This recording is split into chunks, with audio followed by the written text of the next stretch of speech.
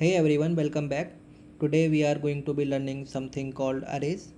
So in the previous tutorials we were creating a variable and we were using individual variables to store data. If you want to keep one value, you just need one variable. But if you want to store three values, you have to create three separate variables. As you need to store more data, it gets messy having too many variables. To make things easier in C++, we use arrays. So arrays let us store several values in one place, which makes our code simpler. So this array is nothing but the collection of similar element. For example, if you guys want to store the marks, and also let's assume that you have to store the marks of 6 subjects. At that time, if we were creating the variables like we are doing in the previous tutorials, then we need to create 6 variables like this.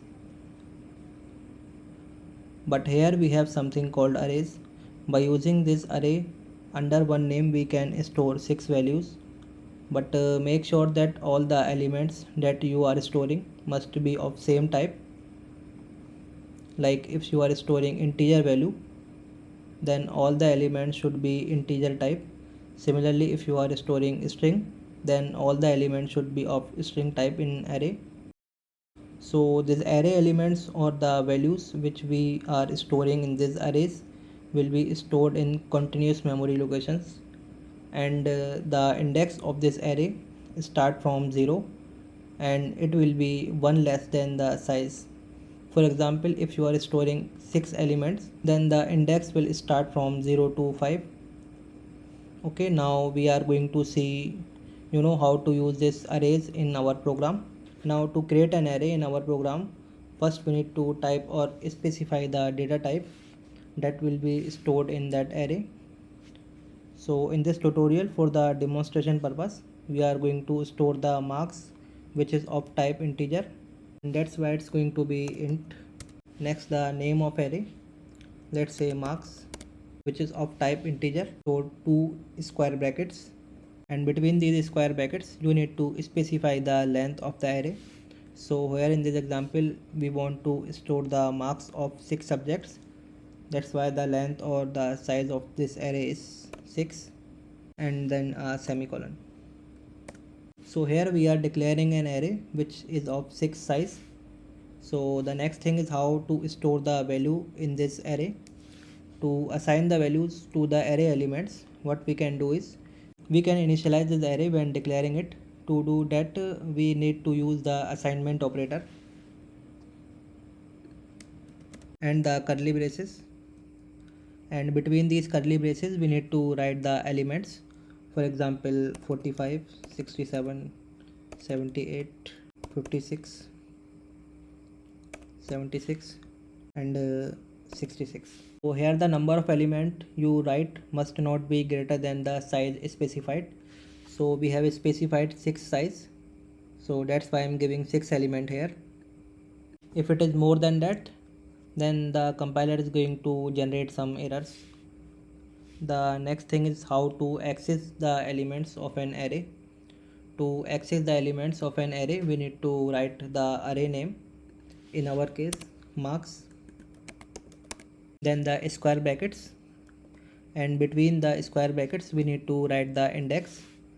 I told you before that the array element are stored from the 0 index. So the first element will be at 0 and the second element will be at 1, and our last element will be at index 5.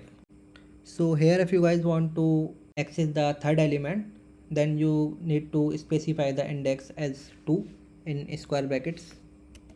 So I'm going to print this. Let's add a semicolon here. Let's save and run this.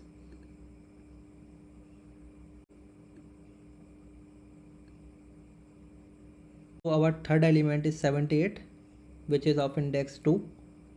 So as you can see, we are getting 78. And the next thing is, instead of initializing the array here, what we can do is we can initialize them separately, after the declaration here. Marks and then square brackets, Then at 0 index I'll give 56. Similarly for 1 index I'll give 78.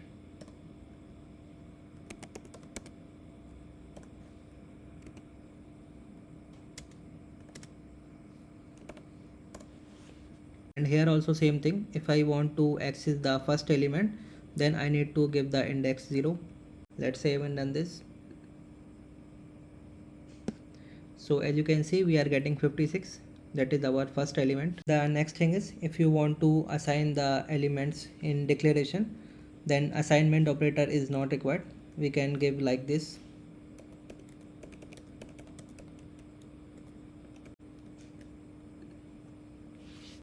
This time I want to access the 67 value. So the index of this 67 value is 4. So I am giving 4 here. Let's save and run this. As you can see, we are getting 67, which is at index 4. Alright guys, this is about the introduction of array. More about arrays we'll see in next tutorials. Thank you for watching. I'll see you in next video.